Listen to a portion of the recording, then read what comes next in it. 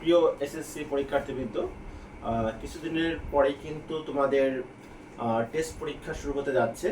So আমি ধারাবাহিকভাবে তোমাদের হচ্ছে যে এসএসসির যে সিলেবাস রয়েছে সেটি নিয়ে আলোচনা করব।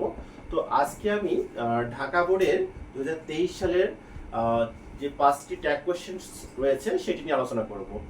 তো দেখো, প্রথম যে কোশ্চেনটা রয়েছে সেটি হচ্ছে modesty is a great virtue. তো দেখো, আমরা জানি ট্যাগ কোশ্চেনে যদি এই পাশে যদি প্রথম বাম পাশে যদি তোমার পজিটিভ থাকে তাহলে ওই পাশে নেগেটিভ করতে হয়, এটা আমরা সবাই জানি। এবার দেখো, তাহলে এখানে কি আছে, ইজ আছে। তাহলে যদি ইজ থাকে তাহলে আমরা হবে, যেহেতু এটা পজিটিভে আছে তাহলে এই পাশে কি করতে হবে, নেগেটিভ। কি হবে, ইজেন্ট। ইজ কি হবে, ইজেন্ট। খেয়াল করো। এইবার লক্ষ্য করো যে মডেস্টি, এইটা সাবজেক্টের প্রোনাউনটা কি। তো মডেস্টি যেহেতু এখানে হচ্ছে বিনয়, তাহলে এখানে হচ্ছে কি হবে, মডেস্টির প্রোনাউনটা হবে হচ্ছে ইট। সো এখানে হবে ইজেন্ট ইট। ওকে, কারণ সরাসরি কখনো কোনো নাউন ট্যাগ কোশ্চেনসে বসে না, এটি আমরা সবাই জানি। এবার দেখো 2 নম্বর প্রশ্ন, the modesty always respect their সুপারিয়র্স।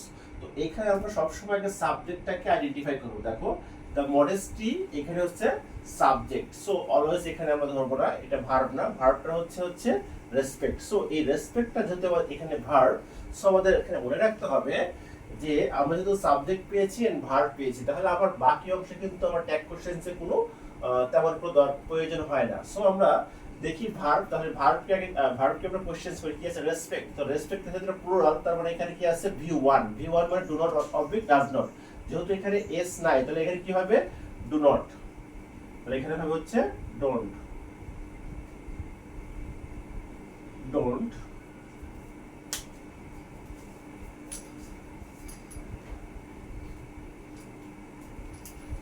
তাহলে এইখানে আমাদের হচ্ছে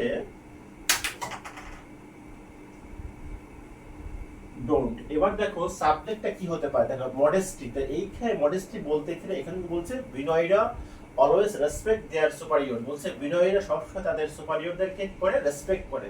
সো এই মডেস্টি এখানে এটার প্রোনাউন হচ্ছে এখানে দে হবে, ঠিক আছে। সো তো এখানে কি হবে, ডোন্ট দে। ওকে, তো ভালো করে লিখছি, এটা হচ্ছে ডোন্ট। ডোন্ট লাস্টে অবশ্যই কিন্তু তোমাদের এই যে প্রশ্নের চিহ্ন এটাকে দিতে হবে। এবার 3 নম্বর কোশ্চেন দেখো, এভরিবডি লাইকস আ মডেস্ট পারসন। সো এইটি হচ্ছে সাবজেক্ট, এইটি হচ্ছে আমাদের এখানে ভার্ব। সো দেখো, আমরা জানি এস থাকলে সাধারণত কি হয়, ডাজেন্ট হয়। কিন্তু দেখো এইখানে আমরা জানি এভরিবডি এভরিওয়ান থাকলে তার প্রোনাউন হিসেবে ট্যাগ কোশ্চেনে কি বসে, দে বসে। এটি কিন্তু মাথায় রাখতে হবে আমাদের। আবারও বলছি যে এভরিবডি এভরিওয়ান থাকলে ট্যাগ কোশ্চেন হিসেবে কি বসে, এখানে দে বসে। তাহলে কিন্তু দেখো এখানে কিন্তু আমরা লিখি ডাজেন্ট, সরি যেহেতু এখানে এস আছে ডাজেন্ট, তাহলে ডাজেন্ট দে কিন্তু হয় না। সো কেননা দেখো দের পর কিন্তু ডাজ দ্যাট হয় না, দের পর কি হয়, ডোন্ট হয়। এই কারণে কিন্তু এইখানে ডাজ নট না হয়ে কি হবে, ডু নট। সো অ্যান্সার হবে হচ্ছে ডোন্ট দে। এইবার 4 নম্বর দেখো, a modest student hardly fails to reach his goal. তাহলে এ মডেস্ট স্টুডেন্ট একটা সাবজেক্ট আমরা ফাইন্ড আউট করি। এবার এই দেখো এই মডেস্ট স্টুডেন্টের প্রোনাউনটা কি, এখানে হি, এটি আমাদের বের করে নিলাম। এবার দেখো হার্ডলি এখানে আমাদের একটি অ্যাডভার্বের কাজ করছে। তো ভার্বটা কোথায় আছে, এই যে ফলস, দেখো সরি ফেইলস।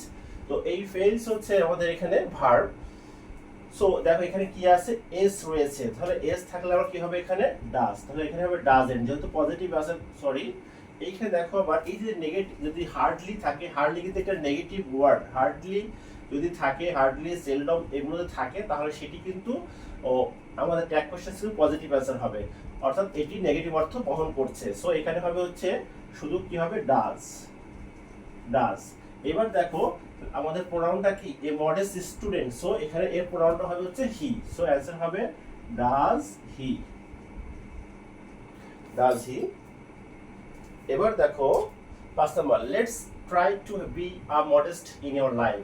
সো এই যে লেটস বা লেটস আস, যদি বাক্যের মধ্যে লেটস বা লেট আস থাকে তাহলে তোমরা বুঝে নিবা সেখানে কি হবে, শ্যাল উই হবে, শ্যাল উই। সো অ্যান্সার হবে হচ্ছে শ্যাল উই। তো এই হচ্ছে বিষয়। তো আমি আজকে ঢাকা বোর্ডের 2023-এর প্রশ্ন আলোচনা করলাম। সবাইকে ধন্যবাদ।